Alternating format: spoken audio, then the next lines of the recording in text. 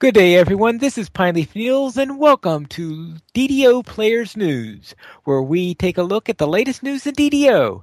And here at DDO Players, and please welcome my co-host from Ravenloft, Draculetta. Greetings, everybody. I hope everybody's doing well this evening. Well, I'm doing well at least, and it looks like the news department actually has something to say for a change. Yes, we have game news. Yay, game news. Ooh. That's right. We have a sneak peek given to us on Update 24 Dungeons and Beyond. Anything in particular in this that interested you? Well, yes, there is. Content designer Knockback posted on the forums that Update 24 will be previewed on the Mania, and that was started last weekend. And then he said, so now it seems like a good time to unveil its dungeons, so let's get ready for some surprises. He goes on to say, first up in Update 24 Update 24 will be a new content pack, the Heart of Madness. The plane of, and I should have figured out how to say this before the show went live. Xoriat? Sure, that sounds good. Plane of Xoriat is encroaching on Eberron once again, and the result is 3 dungeons full of Zorian insanity. Both the Lord of Eyes and the Lord of Stone are back, as well as some other fan favorite characters. Hint: one of the dungeons is named Fashion Madness. Okay. I just trying to imagine getting some of the cosmetic people from Lotro going through that dungeon. Yeah, exactly. He also goes on to say the centerpiece of the pack is the Terminal Delirium. That is the follow-up to 2 of the most popular dungeons. And once again, you will be returning to the Sleeping Spell Inn. And once again, we will be seeing and be turned into some very unusual things. Hearts of Madness is a CR 18 heroic and 26 epic level, and the paid pack is free to VIP, of course, and premium players are free to play. It's going to be 450 turbine points. They actually tell us what the prices are before it goes on the Lamania? Yes, they do. That's crazy talk, isn't it? Crazy. No, that's crazy talk. Also coming in Update 24 is a Forgotten Realms dungeon theme tie-in with Wizards of the Coast Tyranny of Dragons storyline. You'll infiltrate a Cult of Dragon base while on the trail of the fabled White Dragon Mask. The Mask of Deception is what it's going to be called in game. It's going to be a CR16 heroic 30 epic, and that will be free to everyone. Yeah. Now that is interesting that you have a CR16 dungeon that's going to be free to everyone. That is. Yes, I thought the same thing as well. I can't think of any other of the dungeons that have been free that have been that low of CR before. So finally something we're actually not quite there yet, but we're not quite there. We're halfway there. We're at level 8. We are getting there. Yes. Now, it's interesting that this ties in with Tyranny of Dragons, and when I've seen this stuff, I was beginning to wonder, are they going to try to tie in with all of the plot lines? Because last week we learned that Wizards of the Coast plans to do 2 plot lines a year. Well, it's funny you should mention that, Pineleaf.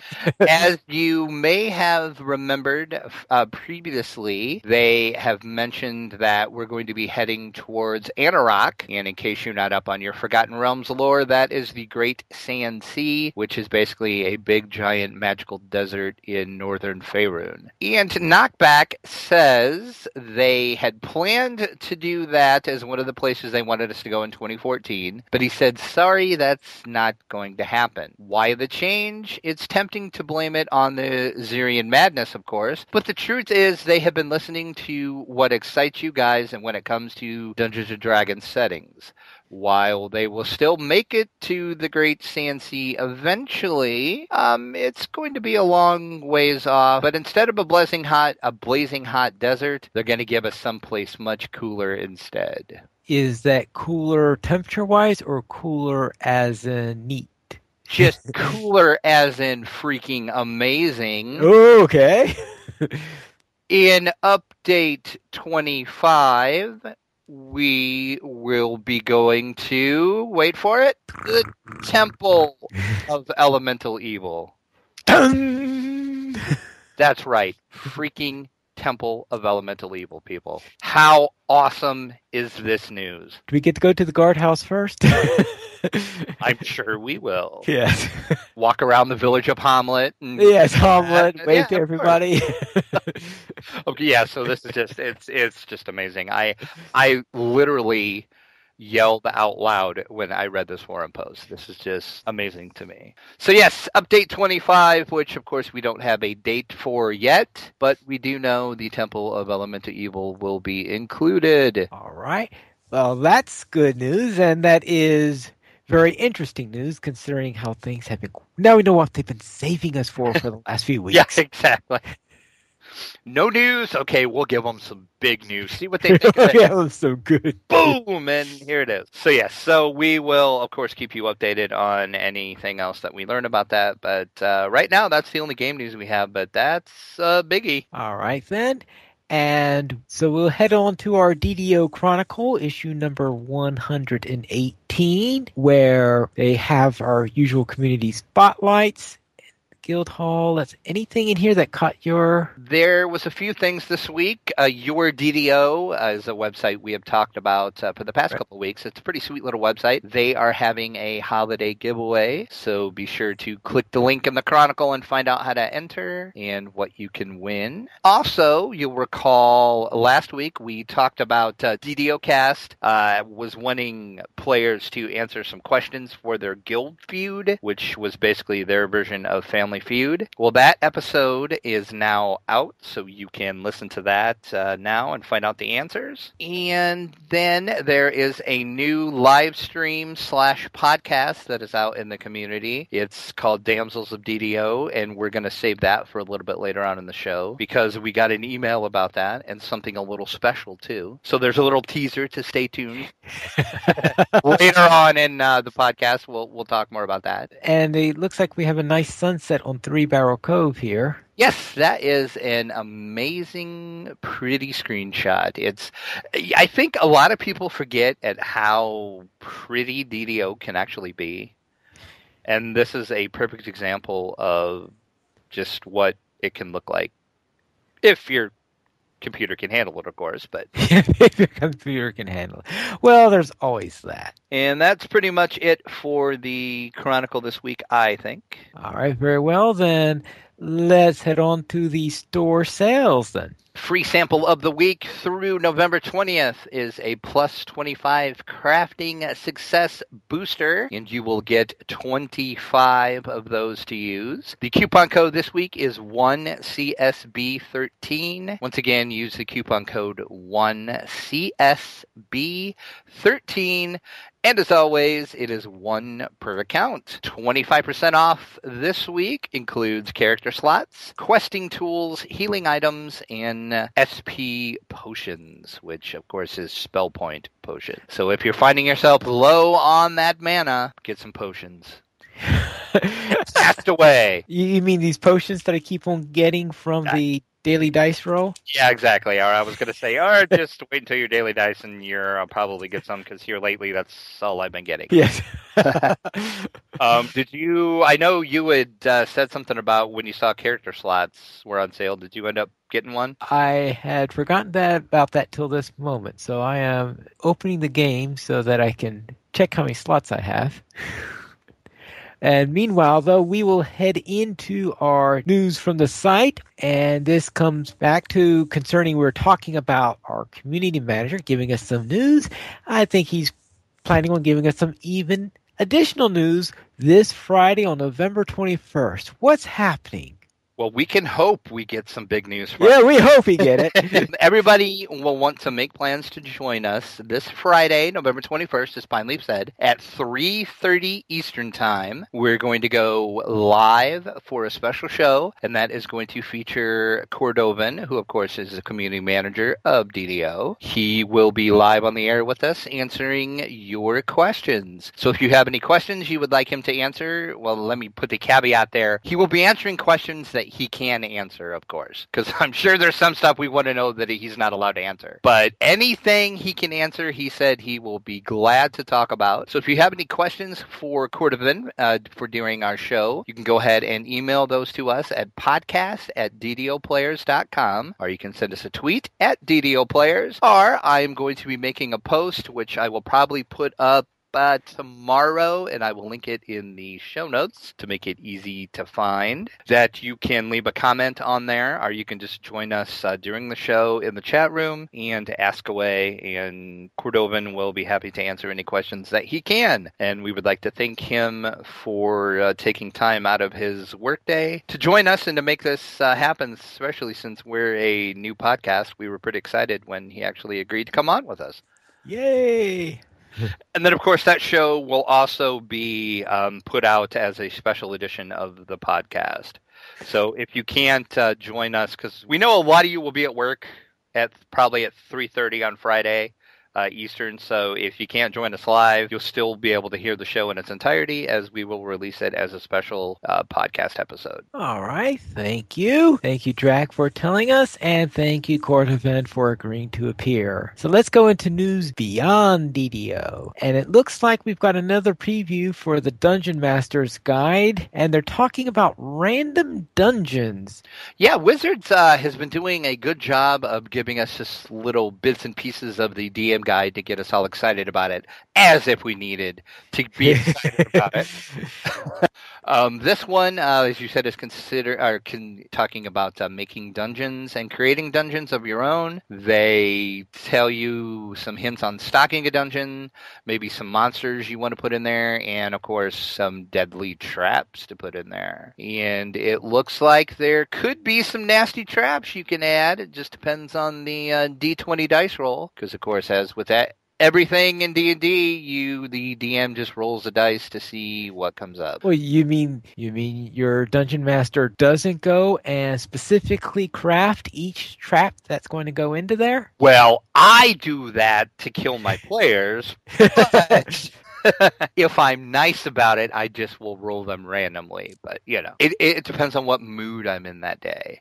Oh, what mood you're in that day. But there is quite a bit of things in here, so I'm getting pretty excited about the DM's Guide, which, of course, is available for pre-order right now, and it is going to be released December 9th. So I don't know if we're going to get any more previews or not. They've done quite a few, so I'm kind of thinking this might be the end of the previews, because they probably don't want to give everything away that they got up their sleeves.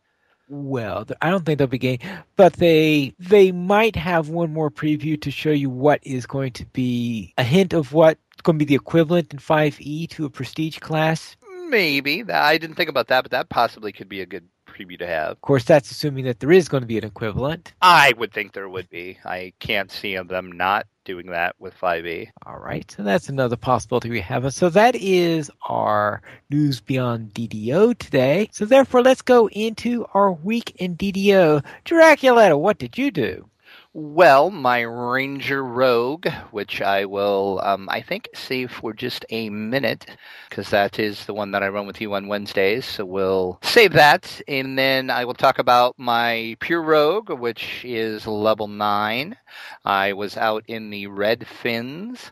I'm doing my Slayers, Rare, and Explorers. I'm 211 of 400 on the Slayer, 5 of 12 on the Rare, and 6 of 12 on my Explorer. I have a bunch of quests out there, too, that I haven't yet figured out where to go to do the quest yet.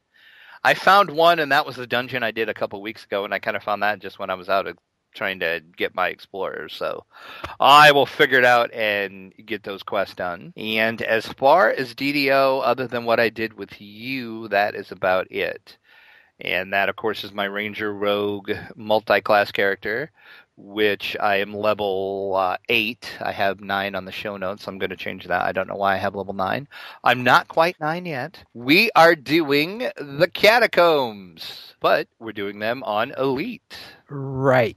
We did it before on back when we were at level with it. So now we're doing it on Elite, so to gain the rest of our favor with well, okay, not the rest of. We went to get to the first step since there are two steps. So we went to get the first step of favor with Silver Flame. Yeah, the silver flame. Yes, knew there was silver something. One of those silver people. Yes. We actually successfully completed the Friar's Niece, returned to the Sanctuary, the Old Archives, and the Crypt of Jared Dryden. And all of those were on Elite, and that was that I can remember the first time we've ran anything on Elite together, at least I should say. Yeah, it's definitely is. Because I've done some things on Elite myself and with some other people, and I think I know you have said you have done some stuff on Elite too. So we thought, why not? Let's try it, and we actually didn't have too many problems. Well, we were level 8. Well, yeah. I mean, that makes a big difference. I'm trying to... There was one of them that got kind of dicey, but it wasn't too bad. I can't remember which one it was. It might have been the Crypt. Towards the end, I think we had a little bit of an issue, but nothing that we couldn't handle, though. Right. Which means that next week we're probably returning to Three Barrel Cove to start to work up our favor with another group. Yes, the free agents. The free agents. And the reason why we're doing that is because I was telling you about what I learned a couple weeks ago with Lessa about crafting, and you wanted to make some of the things that I learned how to make, and we found out that you're not quite high enough on your free agents rep yet. So, our favor, I should say, not rep, wrong game. Yeah. So, yeah, I think we decided this week we're going to do Three Barrel Cove. But what else did you do, Pineleaf, other than the Catacombs on Elite? All right, well, on my Paladin reached level 4, and I was running through various Korthos Island dungeons, including the one that killed my previous Paladin, the one where it's going against the kobolds and the warehouse and trying to... Oh, the stupid box. Yeah, yes, one's after the box is one, they're going against the kobolds after them, and this time I managed to get through that. I also did the one where the guard sends you in, you're supposed to find his backpack. Oh, yeah, yep. And the smuggler's gems. And this, of course, is on your permadeath character, correct? Right, yeah. Okay. And oh, yes, and the one with the dog where you're supposed to lead the dogs out, which obviously isn't a major threat to one's character. I mean, if anyone gets killed in that dungeon, they deserve it. Yeah, I guess the only way you really could get killed in that is if you just stand there and let the dogs kill you, because they attack you and then you just run away from them and take them back to the exit. But I suppose if you just stood there and not fight them, they could probably kill you eventually. Maybe. Well, you're not supposed to fight them. Well, of course, yeah. I don't know why you would want to do that, but okay, whatever. But yeah. Yeah. All right. Well, good. At least you made it through the ones that you didn't last time. Now, did you find yourself going at it differently since you got killed last time? No, I think I did. I think maybe I was slightly more cautious, but I think I might have... You didn't change your strategy or anything, though? You pretty much did the same thing? You just... Well, I think I just didn't do anything reckless as opposed. Well, yeah. And let me see. Yeah, I can't remember what else I might have done differently, but I got through it. I don't know. I just have a feeling that I just wasn't paying attention or something like that at the time I got killed, which is not a good thing when you're on a permadeath character. Not at all. Right. Very well. Let's go into donations then. This week we did not have any Patreon mentions, but we would love your support. To help DDO players, simply go to the donations page where you can help support the Players Alliance on Patreon. There you will find rewards, including a mention on the podcast of your choice, or even a guest spot for an episode of DDO Players News. We also did not receive any iTunes reviews. We are still anticipating our first one. So let's go into our featured comments. McWiggin left a comment on a sneak peek to Update 24's Dungeons & Beyond. I cannot believe that the temple is back. What a great way to bring such an awesome adventure back to life. In my days of P&P Dungeons & Dragons, I spent many hours both questing and DMing through the different planes of the temple had to offer. I am sure that the folks at Turbine will do a great job bringing this module into the digital age. Well, I don't think it's the first attempt of someone bringing it into the digital age, so I'm pretty sure it's the first time it was done multiplayer. Right, yeah, because there was maybe, I want to say, 97, 98, somewhere around in that year span, the Temple of Elemental Evil game that was out, which actually was a pretty decent game. Which, now that reminds me that I have that, I should install that and play through that again. Yes, I was thinking about that myself. All right, and the other thing is Dag Zero left a comment on Arcane Adventures of Dorfin Fizzlebeard, Chapter 4. I wonder what level of wizard I have to reach before I can do nothing and tell everyone else what to do. I know a certain Piking wizard in Evening Star that answers your questions nicely. Oh, that's right. That was Dorfin who asked the question. Yeah. Being quoted. Yeah, that's right. And that there is a wizard in Evening Star who answers the question. Why? What? Do you know what the wizard in Evening Star answers? That I do not know, because that is higher level content that I have not been in yet. But I'm assuming there must be some crazy wizard in there that bosses everybody around, I guess. I don't know. I guess we'll find out once we get to Evening Star. Yes, that wizard, the wizard that likes to play Lords of Waterdeep.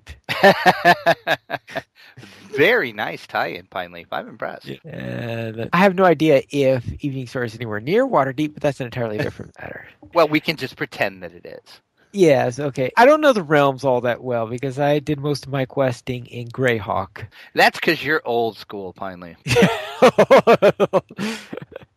Well, yes, I don't think Righties. I'm not even sure if the realms existed when I started. When did they develop the realms? Oh, way to put me on the spot. I want to say most of them came around maybe 3.0, I think, was about the first time the realms were introduced. Oh, that's strange. I thought that they had already been around for a while when 3.0 came out. I can't remember. Oh, well. I will have to look that up, and we will get back to people on that, because I can't remember. All right, very well. Then we'll go into Lesa's email, and perhaps you should read that one. I certainly will. She says, "Hi, the next live stream, which will be the Damsels of DDO, they are going to do an epic 3-barrel cove run on November the 25th at 11 p.m. Pacific time, which is really the 26th of November, 1 a.m. Central, 2 a.m. Eastern." She says, yes, the Damsels of DDO can really travel through time. So they're Time Lords, apparently. And she also sent a little promo along for this. And let's listen to that right now. Hi, I'm Lessa. You might know me from the DDO Cocktail Hour, and I invite you to join me along with Mithery and Saba Jade for a brand new Twitch live stream / podcast where we play DDO and try not to make fools of ourselves. We've called ourselves the DDO Damsels, and the DDO. Wait, excuse me, what? We agreed we call the show Damsels of DDO. I don't have any memory of that. Oh, well, that's because your memory... I have the memory of a goldfish, I know. Hey, no picking on goldfish. Studies have shown they can remember things for months, so technically your memory is a bit worse than that. Okay, thank you. Thank you for that. Fish. I have some of those. Pause the commercial, guys. I need to go get some water. No, stop. Mithery, no. People do not go get things while they're doing a commercial. They do the commercial, and then Mithery, hello. She's gone. Yeah, right, water. If you can't tell, we're going to do a Twitch feed called Damsels of DDO every Tuesday at 11 p.m. Pacific time. Join us November 25th for a late night live stream. Okay, I'm back with my water. What'd I miss? You missed the whole freaking commercial, okay? The whole commercial. That's it. We're done. Say goodbye now. Goodbye now. Once again, November the 26th, or November the 25th, depending on your time zone, join the Damsels of DDO as they do an epic 3-barrel cove run live on Twitch. All right. Very well. Thank you very much. Now, back into the question of the Forgotten Realms. Interesting on this that the The realms were developed, though of course not brought into D&D, as early as 67. Wow, really? It was so the idea of the realms actually predates D&D, and it was brought into D&D in a series of articles starting around 1987. Wow, I didn't remember it being that early, but Yeah, wow. so there were some of them, that go back into the first edition. And I sometimes wonder about the famous Drow series. Well, it's not listed in the things concerning the realms in this article here, but I sometimes think that the Underdark I often associate with the realms, even though the Underdark was introduced after the Giant series, and the Giant series is very definitely a Greyhawk series. Yeah, McQuiggan in the chat says he can remember playing in Waterdeep in the late 80s. In the late 80s in Waterdeep. Okay, that answers. Yeah, so that would already have been around that time. So therefore, I would say late first edition is when it started coming around. Well, I am really, really surprised at that. I really thought it was in about 3.0 when they started that, but okay, good to know. Perhaps they started pushing it more or something like that. It might be, because I remember once Faerun came out, I spent a lot of time playing in Faerun. Basically, that's all I did for a long time. And then, of course, Ravenloft, of course. Oh, of course, Ravenloft. Once I got in Ravenloft, I never left. But, that's because that darn mist. You leave and it kills you, so you gotta go back. You gotta go back. All right. Yes, you can contact us by emailing us at podcast@ddoplayers.com, and you can also follow us at Twitter. You can follow the Players Alliance at Players Ally, DDO Players at DDO Players, Draculetta at Draculetta_72, Pineleaf at Pineleaf Needles, and the Players Alliance has 2 live shows a week. On Mondays at 8:30 p.m. server time, we have DDO Players News, and on Saturdays at 8:30 p.m. server time, we have Lotro Players News, and that is server time, which is United States Eastern Time. And also, don't forget to join us for our chat with Cordovan, which is this Friday at 3:30 p.m. server time. That is all for tonight, and this is Pineleaf Needles reminding you to loot those chests.